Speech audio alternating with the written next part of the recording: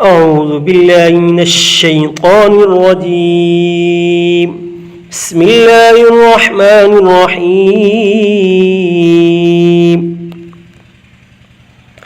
ياسين والقرآن الحكيم إنك لمن المرسلين على صراط مستقيم تنزيل العزيز الرحيم لتنذر قوما ما أنذر آباؤهم فهم غافلون لقد حق القول على أكثرهم فهم لا يؤمنون إنا جعلنا في أعناقهم أغلالا فهي إلى الأذقان فهم مقمحون وجعلنا من بين أيديهم سدا ومن خلفهم سدا فأغشيناهم فهم لا يبصرون وسواء عليهم أأنذرتهم أم لم تنذرهم لا يؤمنون إنما تنذر من اتبع الذكر وخشي الرحمن بالغيب فبشره بمغفرة وأجر كريم إنا نحن نحيي الموتى ونكتب ما قدموا وآثارهم وكل شيء أحصيناه في إمام مبين واضرب لهم مثلا أصحاب القرية إذ جاءها المرسلون إذا أرسلنا إليهم اثنين فكذبوهما فعززنا بثالث فقالوا إنا إليكم مرسلون قالوا ما أنتم إلا بشر مثلنا وما أنزل الرحمن من شيء إن أنتم إلا تكذبون قالوا ربنا يعلم إنا إليكم لمرسلون وما علينا إلا البلاغ المبين قالوا إنا تطيرنا بكم لئن لم تنتهوا لنرجمنكم وليمسنكم منا عذاب أليم قالوا طائركم معكم أئن ذكرتم بل أنتم قوم مسرفون وجاء من أقصى المدينة رجل يسعى قال يا قوم اتبعوا المرسلين اتبعوا من لا يسألكم أجرا وهم مهتدون وما لي لا أعبد الذي فطرني وإليه ترجعون أتخذ من دونه آلهة إن يردني الرحمن بضر لا تغن عني شفاعتهم شيئا ولا ينقذون إني إذا لفي ضلال مبين إني آمنت بربكم فاسمعون قيل ادخل الجنة قال يا ليت قومي يعلمون بما غفر لي ربي وجعلني من المكرمين وما أنزلنا على قومه من بعده من جند من السماء وما كنا منزلين إن كانت إلا صيحة واحدة فإذا هم خامدون يا حسرة على العباد ما يأتيهم من رسول إلا كانوا به يستهزئون ألم يروا كم أهلكنا قبلهم من القرون أنهم إليهم لا يرجعون وإن كل لما جميع لدينا محضرون وآية لهم الأرض الميتة أحييناها وأخرجنا منها حبا فمنه يأكلون وجعلنا فيها جنات من نخيل وأعناب وفجرنا فيها من العيون ليأكلوا من ثمره وما عملته أيديهم أفلا يشكرون سبحان الذي خلق الأزواج كلها مما تنبت الأرض ومن أنفسهم ومما لا يعلمون وآية لهم الليل نسلخ منه النهار فإذا هم مظلمون والشمس تجري لمستقر لها ذلك تقدير العزيز العليم والقمر قدرناه منازل حتى عاد كالعرجون القديم لا الشمس ينبغي لها أن تدرك القمر ولا الليل سابق النهار وكل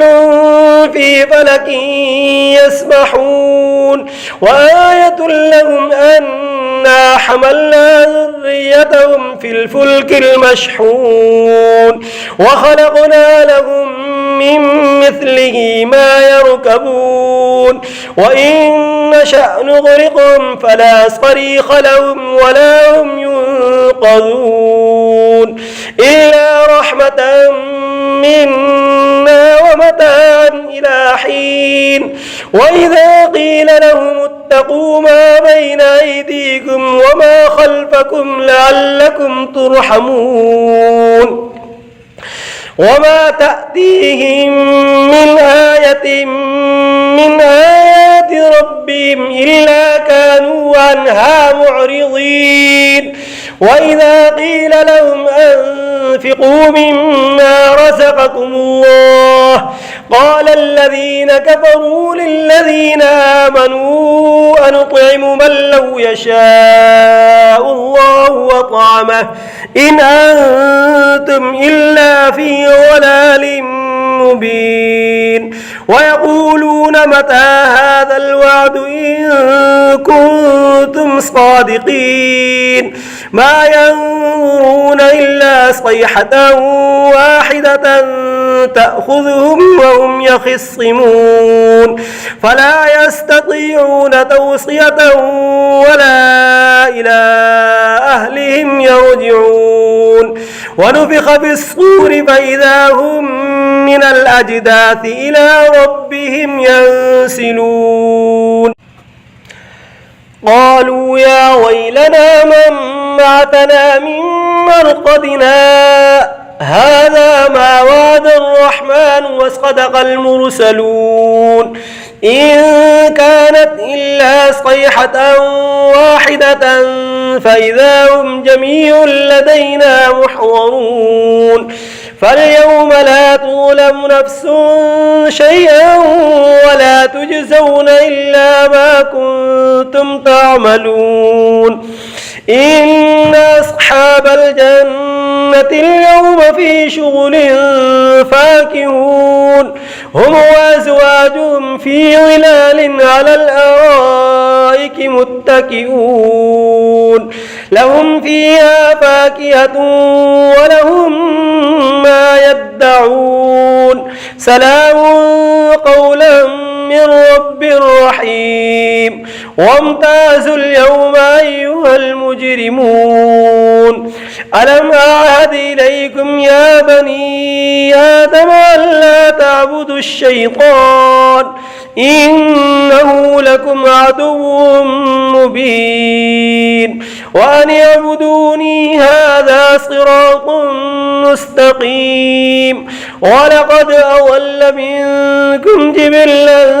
كثيرا أفلم تكونوا تعقلون هذه جهنم جهنم التي كنتم توعدون اصلوها اليوم بما كنتم تكفرون اليوم نختم على أفواههم وتكلمنا أيديهم وتشهد أرجلهم بما كانوا يكسبون ولو نشاء لطمسنا على أعينهم فاستبقوا الصراط فأنى يبصرون ولو نشاء لمسخناهم على مكانتهم فما استطاعوا مضيا ولا يرجعون ومن نؤمره ننكسه في الخلق فلا يعقلون وما علمناه الشعر وما ينبغي له إن هو إلا ذكر وقرآن مبين لينذر من كان حيا ويحق القول على الكافرين أولم يروا أنا خلقنا لهم مما عملت أيدينا أنعاما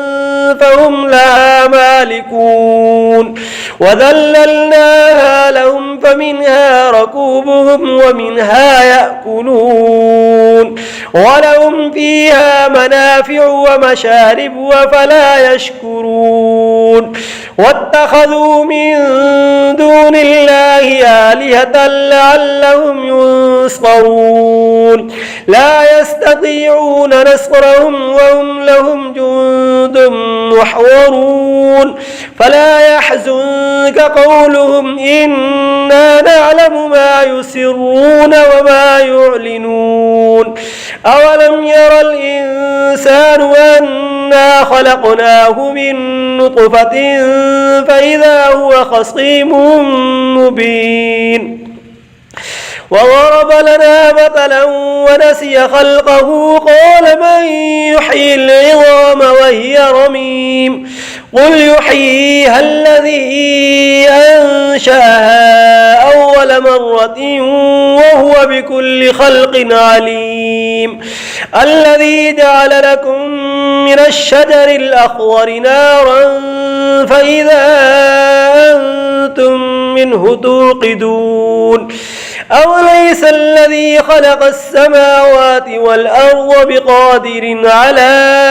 أن يخلق مثلهم بلى وهو الخلاق العليم إنما أمره إذا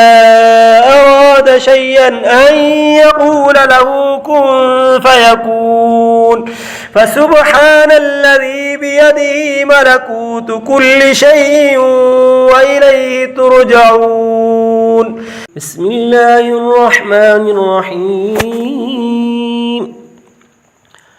الرحمن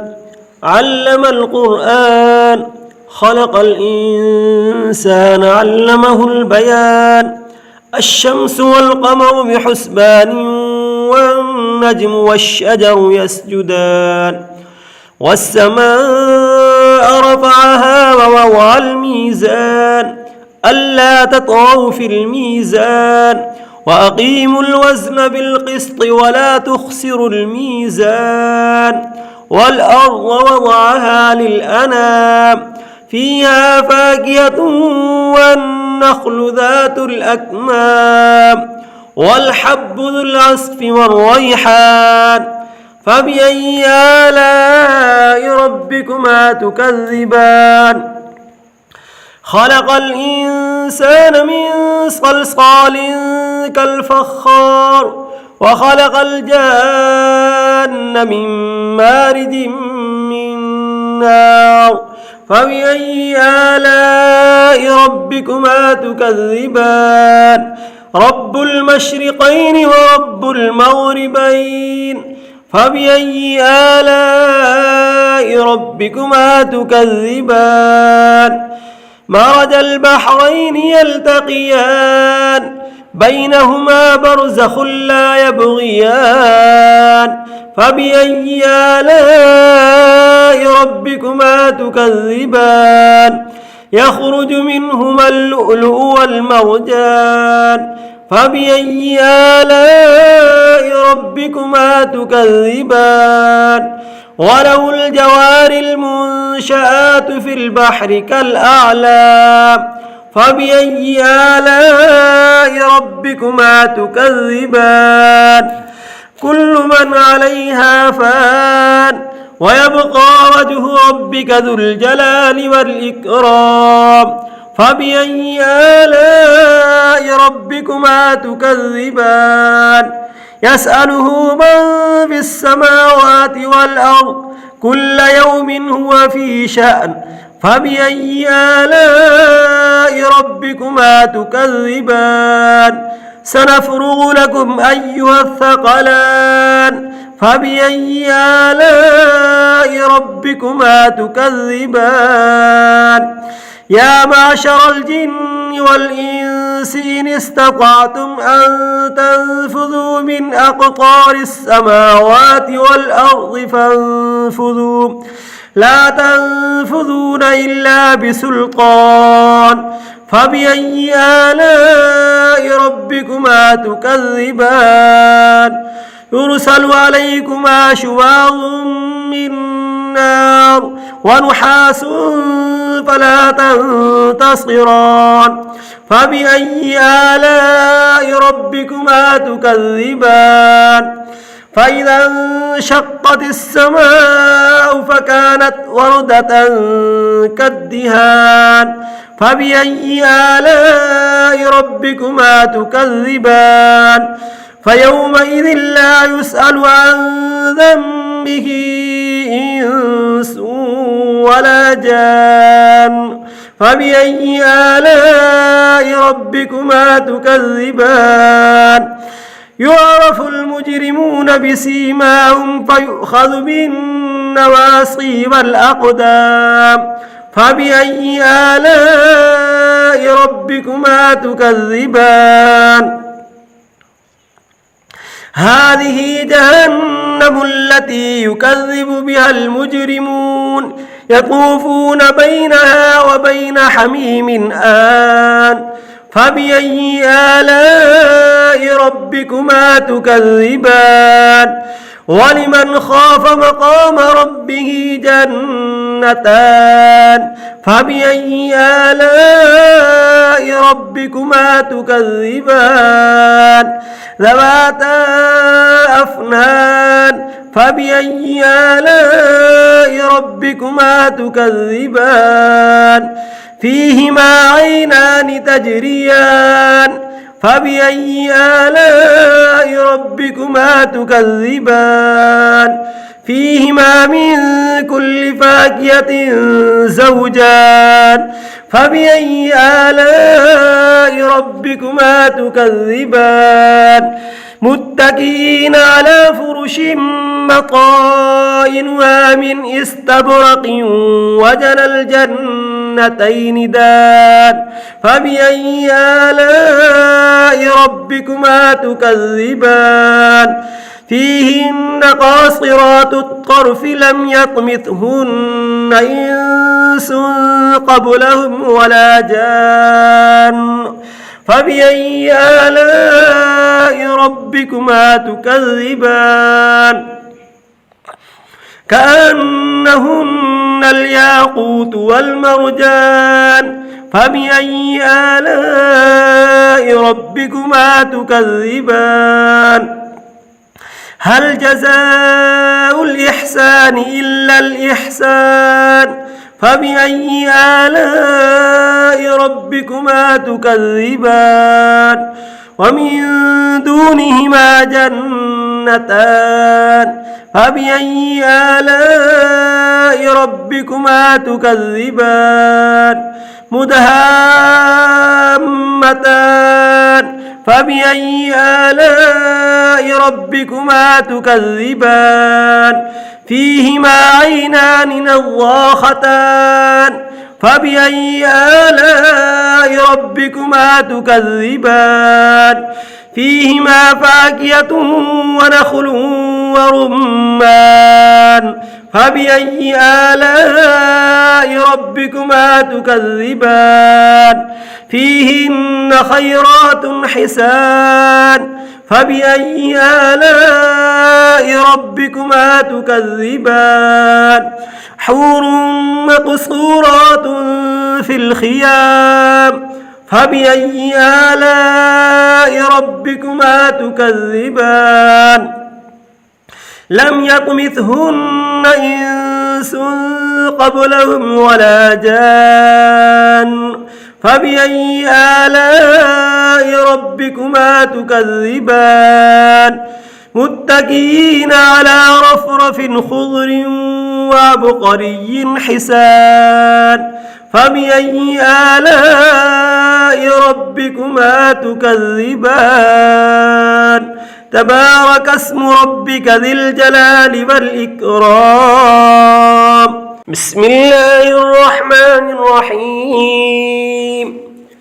تبارك الذي بيده الملك وهو على كل شيء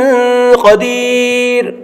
الذي خلق الموت والحياة ليبلوكم أيكم أحسن عملا وهو العزيز الغفور الذي خلق 7 سماوات طباقا ما ترى في خلق الرحمن من تفاوت فارجع البصر هل ترى من فطور ثم ارجع البصر كرتين ينقلب إليك البصر خاسئا وهو حسير ولقد زينا السماء الدنيا بمصابيح وجعلناها رجوما للشياطين وأعتدنا لهم عذاب السعير وللذين كفروا بربهم عذاب جهنم وبئس المصير إذا ألقوا فيها سمعوا لها شهيقا وهي تفور تكاد تميز من الغيظ كلما ألقي فيها فوج سألهم خزنتها ألم يأتكم نذير قالوا بلى قد جاءنا نذير فكذبنا وقلنا ما نزل الله من شيء إن أنتم إلا في ضلال كبير وقالوا لو كنا نسمع أو نعقل ما كنا في أصحاب السعير فاعترفوا بذنبهم فسحقا لأصحاب السعير إن الذين يخشون ربهم بالغيب لهم مغفرة وأجر كبير وأسروا قولكم أو اجهروا به إنه عليم بذات الصدور ألا يعلم من خلق وهو اللطيف الخبير هو الذي جعل لكم الأرض ذلولا فامشوا في مناكبها وكلوا من رزقه وإليه النشور أمنتم من في السماء أن يخسف بكم الأرض فإذا هي تمور أم أمنتم من في السماء أن يرسل عليكم حاصبا فستعلمون كيف نذير ولقد كذب الذين من قبلهم فكيف كان نكير أولم يروا إلى الطير فوقهم صافات ويقبضن ما يمسكهن إلا الرحمن إنه بكل شيء بصير أمن هذا الذي هو جند لكم ينصركم من دون الرحمن إن الكافرون إلا في غرور أمن هذا الذي يرزقكم إن أمسك رزقه بل لجوا في عتو ونفور أفمن يمشي مكبا على وجهه أهدى من يمشي سويا على صراط مستقيم قل هو الذي أنشأكم وجعل لكم السمع والأبصار والأفئدة قليلا ما تشكرون قل هو الذي ذرأكم في الأرض وإليه تحشرون